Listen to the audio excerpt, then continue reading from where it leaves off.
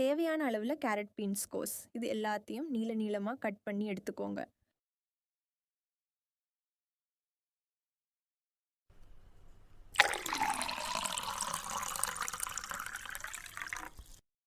பாஸ்மதி அரிசி எடுத்துருங்க. அந்த எடுத்த பாஸ்மதி அரிசியை 3/4 வேக்காட்டில் வேக வச்சு எடுத்துக்கோங்க.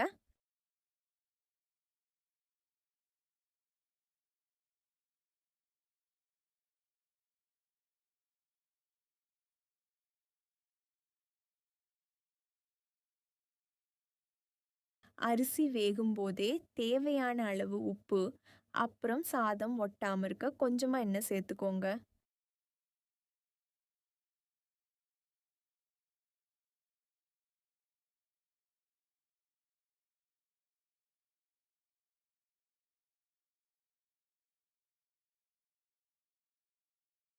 ஒரு வாணல் எடுத்து அதில் கொஞ்சமாக பட்டர் ஆட் பண்ணிக்கோங்க.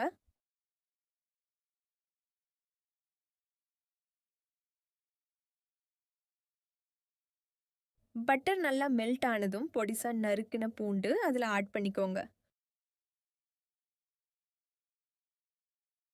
பூண்டை லேசாக வதக்கிட்டு அது கூட நம்ம வெட்டி வச்சிருக்க வெங்காயத்தை சேர்த்துக்கணும்.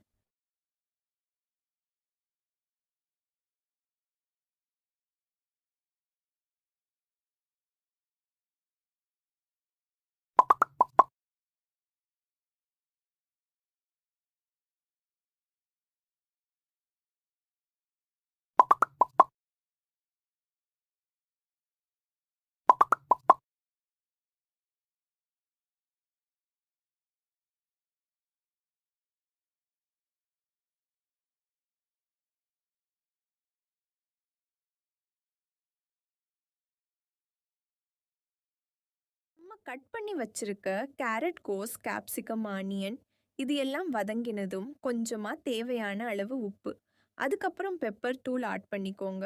காரத்துக்கு ஏற்ற போல.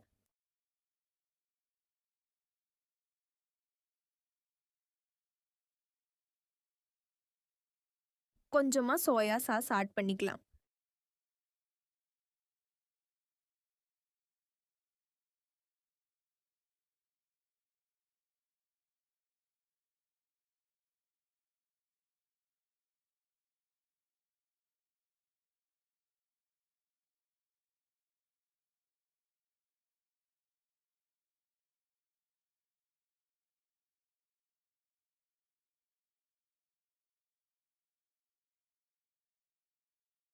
இந்த மாதிரி ரெசிபீஸ் நிறைய உங்களுக்கு வேணும்னா மறக்காம சப்ஸ்கிரைப் பண்ணிடுங்க.